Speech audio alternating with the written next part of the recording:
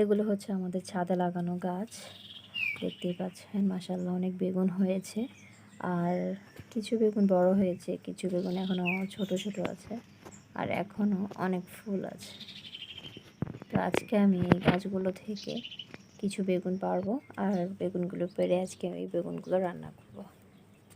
তো আমি বেগুনগুলো পাড়া শুরু করে দিয়েছি, দেখতে পাচ্ছেন আমি বেগুন ছিঁড়ছি। তো সাথেই থাকুন, দেখতেই থাকুন, আশা করি অবশ্যই ভালো লাগবে ভিডিওটি। আসলে নিজেদের গাছে লাগানো সবজি আসলে তুলতেও মজা, আর সেগুলো রান্না করতেও ভালো লাগে, খেতেও ভালো লাগে।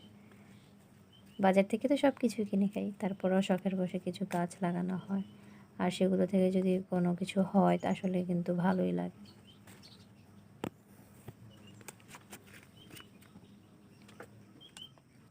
হ্যালো ভিউয়ার্স, আসসালামু আলাইকুম। Village kitchen and cooking channel থেকে সবাইকে জানাই অনেক অনেক ওয়েলকাম। কেমন আছেন সবাই? আশা করি অনেক অনেক ভালো আছেন, সুস্থ আছেন। আলহামদুলিল্লাহ আমি অনেক ভালো আছি। তো চলে আসলাম আরও একটি নতুন ভিডিও নিয়ে। আর সরি ভিউয়ার্স, কালকে আমি কোনো ভিডিও আপলোড দিতে পারিনি, এই জন্য সরি। তো এখন থেকে আবার রেগুলার ভিডিও আপলোড করবো ইনশাআল্লাহ। তো দেখতে পাচ্ছেন আমি গাছ থেকে বেগুন ছিঁড়ে নিচ্ছি। তো আজকে আমি এগুলোকে রান্না করবো। এগুলো হচ্ছে আমাদের ছাদে লাগানো গাছ, ছাদে আরও অনেক গাছ আছে, একদিন সময় করে আপনাদের সাথে শেয়ার করব। তো আজকে আমি শুধু বেগুনগুলোই নিয়ে নিচ্ছি। তো চলুন তাহলে শুরু করা যাক। তো প্রথমে আমি চুলায় একটি হাঁড়ি বসিয়ে দিয়েছি এবং তাতে দিয়ে দিচ্ছি পরিমাণ মতো রান্নার তেল। তারপর আমি এটি দিয়ে দিচ্ছি কেটে রাখা পেঁয়াজ কুচি। তো আজকে আমি এই বেগুনগুলোকে শুটকি দিয়ে রান্না করব। তো পেঁয়াজগুলোকে আমি ভেজে নিচ্ছি, ভাজা হয়ে গেছে। এখন আমি এ পর্যায়ে দিয়ে দিচ্ছি রসুন বাটা, দিয়ে দিচ্ছি জিরার গুঁড়া। তারপর আমি দিয়ে দিচ্ছি পানি, পানি দিয়ে আমি এগুলো একটু মিশিয়ে নিব।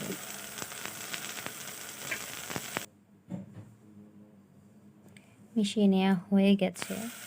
এখন আমি এর মধ্যে দিয়ে দিচ্ছি হলুদের গুঁড়া, তারপর আমি দিয়ে দিচ্ছি পরিমাণ মতো লবণ, এবং আমি তারপরে দিয়ে দিচ্ছি মরিচের গুঁড়া। আমি কিন্তু এখানে কোনো কাঁচা মরিচ দিইনি, সম্পূর্ণ মরিচের গুঁড়া দিয়ে রান্না করব। তো এরপর আমি এগুলোকে সবগুলোকে মিশিয়ে দিচ্ছি, মিশিয়ে আমি কিছুক্ষণ মশলাগুলোকে কষিয়ে নেব। তো ভিউয়ার্স, আপনাদেরকে বলে নিই, যদি আমার ভিডিওটি ভালো লেগে থাকে তাহলে অবশ্যই লাইক করবেন, কমেন্টস করবেন এবং শেয়ার করবেন।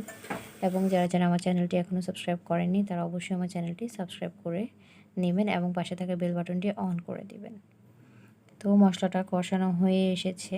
এখন আমি এর মধ্যে দিয়ে দিচ্ছি ধুয়ে রাখা শুটকি। এখানে আমি চাপা শুটকি নিয়েছি, 2 ধরনের চাপা শুটকি নিয়েছি। তো চাপা শুটকিগুলোকে আমি দিয়ে মশলার সাথে ভালো করে মিশিয়ে দিচ্ছি। এগুলোকে আমি আরও কিছুক্ষণ রান্না করে নিব। এখানে আমি পুঁটি চাপা নিয়েছি, আরেকটা কী ধরনের চাপা আমার মনে নাই সেটার নামটা। এমনিতে চাপা শুটকি দোকানদার বলেছিল, এটা মনে আছে। তো শুটকিগুলো মশলার সাথে কষানো হয়ে গেছে প্রায় 5 মিনিটের মতো। এখন আমি বেগুনগুলোকে দিয়ে দিব। বেগুনগুলো আমি কেটে ধুয়ে রেখেছিলাম, এখন আমি সেই বেগুনগুলোকে আমি দিয়ে দিচ্ছি। বেগুনগুলোকে আমি মশলার সাথে ভালো করে কিছুক্ষণ কষিয়ে নিব।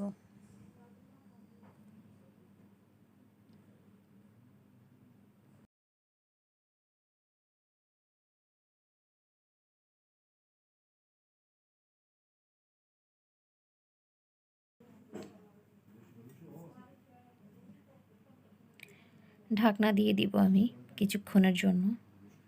কিছুক্ষণ পরে ঢাকনা তুলে আমি এগুলোকে নেড়ে দিব। দেখতেই পাচ্ছেন কালারটা চেঞ্জ হয়ে এসেছে, একটুখানি নরম হয়ে এসেছে।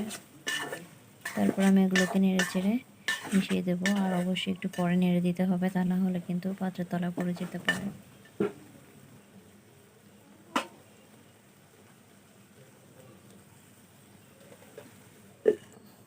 এভাবে কিছুক্ষণ পরপর ঢাকনা তুলে নেড়ে দিতে হবে। ভালো করে মশলার সাথে কষিয়ে নিব, আর মশলার সাথে ভালো করে কষিয়ে নিলে কিন্তু তরকারিটা খেতেও ভালো লাগে। তারপরে আমি এই পর্যায়ে দিয়ে দিচ্ছি পানি। বেগুন তরকারিতে আমি একটু ঝোলটা একটু মাখা মাখা রাখবো, এত বেশি রাখবো না, সেই জন্য আমি পানিটা একটু কম পরিমাণে দিয়েছি। তারপর আমি পানি দিয়ে সবগুলোকে ভালো করে মিশিয়ে নিচ্ছি।